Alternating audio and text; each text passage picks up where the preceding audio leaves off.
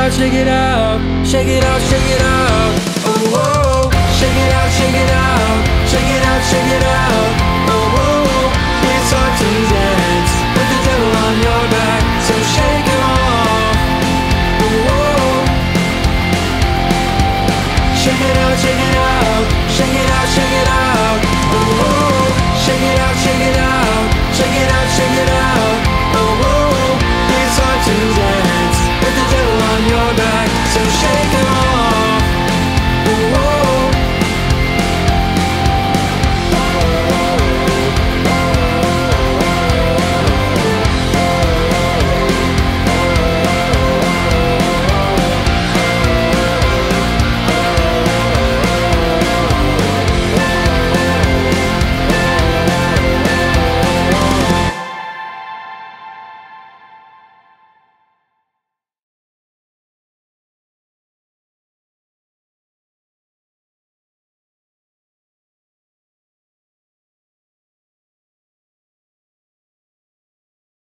And, oh, I gotta start over, Andrew. I gotta start over.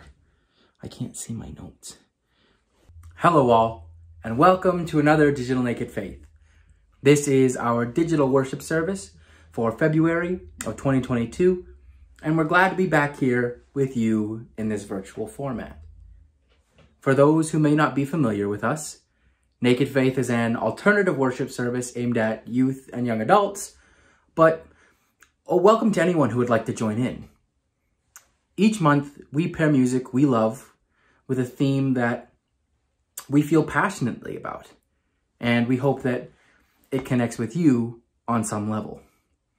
My name is Josh, that's Andrew, and we're going to be your hosts for this month's video. This year, we have been focusing on social justice, attempting to interact with some really complex social issues, trying to understand them, as well as trying to work out what to do and how to help. These are heavy topics, and while they're incredibly important to talk about, it's also important to take a step back and take a breath. Our theme this month keeps with that idea. This month, our theme is I hate lemonade. We are told all the time to make the best out of bad situations. But sometimes it's okay to say things suck.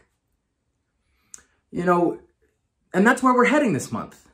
I Hate Lemonade is a rise against the idea that we need to celebrate in spite of bad times. We don't always need to make the best of a bad situation. Sometimes life is sour. It doesn't always need to be sweetened. It's okay to take a breather knowing that things aren't always perfect. Sometimes you just have to shake it out and keep on moving. There is a tendency for individuals, for society, to foster the idea that you just have to make the best out of bad situations. It's frowned upon when people say things are bad. It's viewed as pessimistic or apathetic. Positivity is seen as morally good and a sign of a strong character, while challenging feelings are often labeled as negative. The reality is that life is messy and complicated, and when the common value is to just buck up and keep going, it can invalidate the way people feel. It's 100% okay to feel like everything is on fire. If we always looked towards the horizon, we'd burn our eyeballs. Sometimes it's okay to sit in the dark, to sit with sorrow, to sit with grief. It's only when we spend some time in the dark that we're able to appreciate the light. Hope and despair are products of one another and need to be experienced in order to validate both sides. This is where we're hoping to push against the idea of toxic positivity, which is the idea that any bad feeling at all need be extinguished to make room for positivity. There is a difference between toxic positivity and genuine optimism. Toxic positivity tends to bypass real emotions, emotional responses to events. It prematurely shuts down the ability to process feelings and thoughts. and it leads to repressing or ignoring how you really feel. Genuine optimism, on the other hand, allows for all the things toxic positivity doesn't. It allows space for processing emotion. It allows for self-compassion. It creates space for embracing negativity, or at least tolerating it, and being able to move on. It fosters hopefulness. Going forward, it's important to support the people around you. However, in doing so, it's also important to let them feel their feelings. Toxic positivity comes from a place of care. It's just misplaced. Sometimes, when life gives you lemons, you just have to squeeze all the juice out of them or throw them at a wall.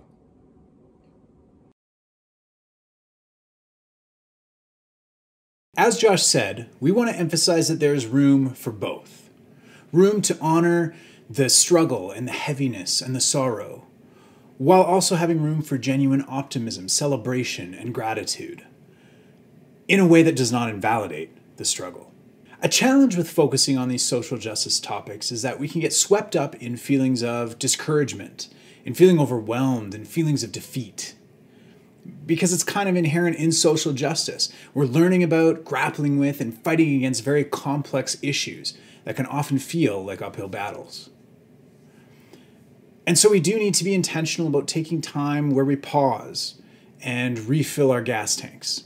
We've been very intentional in each of our themes so far this year that we explore and honor the challenges, systemic barriers, and the oppression that are the layers of these different social justice topics. And at the same time, we've tried to highlight where there is progress, new initiatives, hope. Josh talked about some of the reasons why we don't like that turn lemons into lemonade saying, but another reason that it's important for us to acknowledge is that it's a very privileged position to be able to say, let's just focus on the positive. Those in oppressed and marginalized positions most often don't have that option. They don't have the luxury of being able to say, I don't feel like dealing with that today. They're forced to deal with it every single day. And so that's why we keep coming back to this idea of both. To be able to recognize that just saying let's focus on the positive is invalidating, like Josh talked about. It is a privileged position. And we want to acknowledge that we're saying that as people with privilege. The classic Pixar film, Inside Out, really represented it well. To try and only focus on joy is one-dimensional, it's unrealistic, and it actually detracts from our experiences, from our humanity. The ending of the movie showed that sadness was not bad, but actually played a very important role in adding width, depth, and context to our experiences and to our memories. But how do we do this? I think partly it's a perspective shift. It's choosing to hold space for both within you. It's accepting that it's kind of a paradox and that we're complex people, which means we can feel complex emotions. We can exist in a paradoxical state in true science fiction fashion. Maybe it's just the therapist in me, but most of us would probably benefit from challenging some of those all or nothing thinking patterns and instead stepping into this space of dissonance. It's also about being intentional with the time that we spend exploring each side. Spend time engaging intentionally with challenges, with feeling the difficult feelings, holding space for grief. And also make intentional time to practice gratitude, to celebrate what feels genuine to celebrate, even if it's small. So that's what we're doing this month.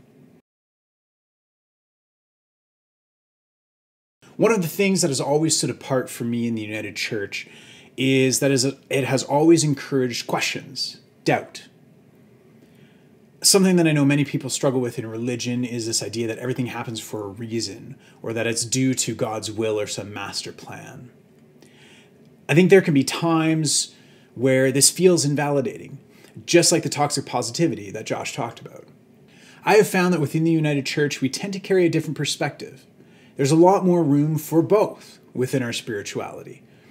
You're allowed to be upset, to be angry, to question your faith. And it can also be our faith and spirituality that give us the strength and courage to carry on through difficult times without it needing to be for a greater purpose. I remember when I was younger struggling with that inevitable question that comes up with our faith. Why do bad things happen to good people? And if this God is all powerful, why do these terrible things keep happening? And through wrestling with it, through processing it, through reading about it, I remember it being an absolute revelation, this radical idea that maybe God isn't all powerful, but instead is just all loving. And that life just has difficulty in it. It's not easy.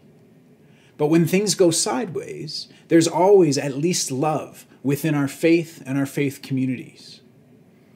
And this can give us strength. This can give us something to lean on. And that's a faith I can get behind. One that says, hey, this really sucks. And also I'm here for you. This month in our community video, we asked some of you about a success or a celebration you've had and kept it wide open, no matter how big or small. Because we've spent time focusing on difficult, challenging, complex issues the last few months, we also wanted to spend a little bit of time lifting up the successes of our community this month. 3, 2, 1.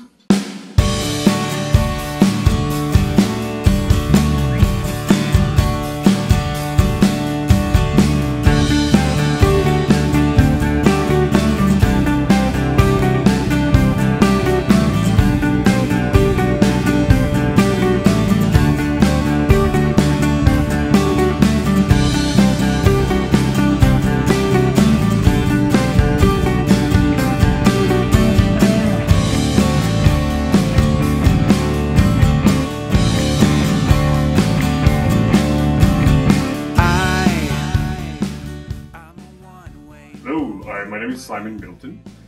Hi, I'm Connell. My name is Gavin. Hi guys, my name's Josh. Hi, my name's Kennedy. My name is Andrew Miller. Hi, my name's Ryder.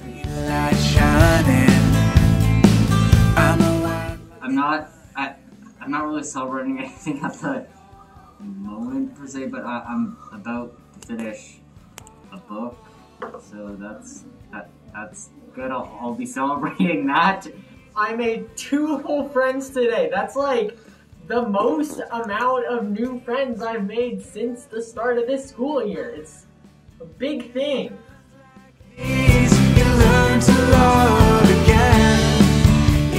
And this year, I'm going to celebrate graduating grade 9. And I'm going back to school. I think I did well on my science test today, but I didn't get my results back, so I'll celebrate that I think I did well. Yeah, I don't know. A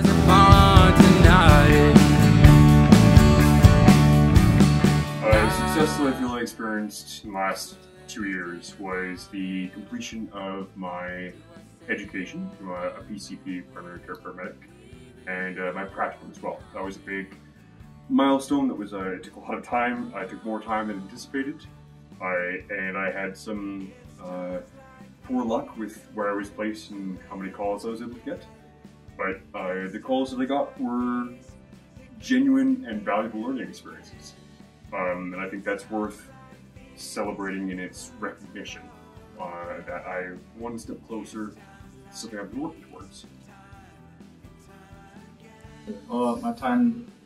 My small success in these times was finally getting my motorcycle license and being able to try it all summer. So that was my.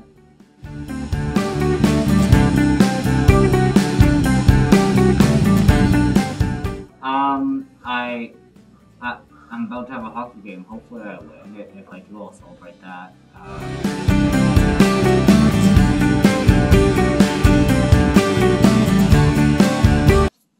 And I grew 1/4 of an inch. That's all. I'm sorry, how much, Josh? 1/4 of 1 inch.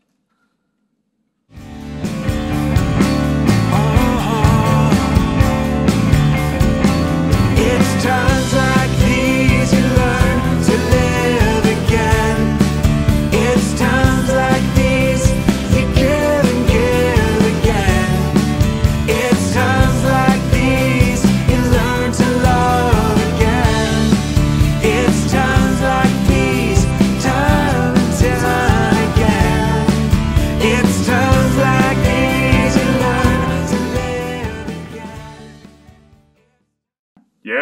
motorcycle. Yeah, man. Yeah.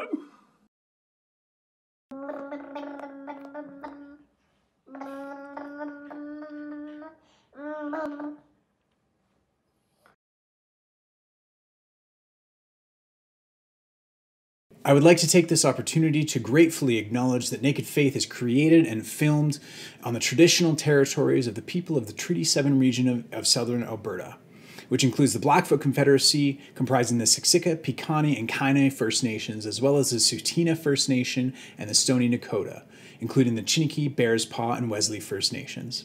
The city of Calgary is also home to the Métis Nation of Alberta, Region 3. Thank you to everybody who made this video possible this month. Thank you to Josh for being the most wonderful and delightful co-host anybody could ever ask for, and what a majestic beard that is. Thank you to Brenda for all her work behind the scenes. She is the glue that literally holds it all together. It would all crumble without her. Thank you to Leanne for her work in working on the community video, and congratulations to Leanne and Justin for their lovely new baby. Thank you to everybody in the community video for sharing. Thanks to Andrew Miller for the most important job of sharing a Google Drive link with me. Thank you to the Naked Faith Band, as always, for being incredible and talented and so much fun to work with. And, of course, thank you to Joanna for being my wife, and Charlie for being my son. So we hope that something in the video this month has resonated with you. We went back and forth a little bit trying to decide, do we want to take a pause from some of the other social justice themes? And eventually we decided, we wanted to be able to take this opportunity to recharge for ourselves, but also for the community, while still keeping that social justice lens, being able to explore the idea of toxic positivity and how that actually works against social justice and advocacy. So it ended up being, I think, a really important topic. Hopefully it's something you can reflecting on how do you hold space for both in your life and in your relationships? How do you have optimism and hope while not invalidating your own or other people's struggles? It's not an easy thing. It's a complex thing. But remember, life is science fiction and we can live in the paradox. We'll be back at it next month. We have some wonderful themes planned for the rest of this year. We're going to dive into some very interesting topics. So we hope you'll tune in. If you are watching this live on YouTube as a premiere, don't forget that Josh and I go live immediately after this on Instagram, where we'll just gab and have a nice time and get a little deeper into the theme. It's just a nice time. Maybe we'll drink lemonade. Who knows? Thanks, everybody, for gathering with us, and we'll see you next month. Live on YouTube. Oh no, I started recording. Keep it.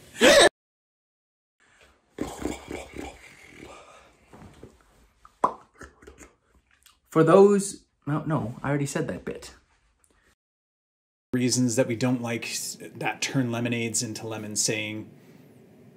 That was backwards. I lost where I was on the page. And my goatee is crooked.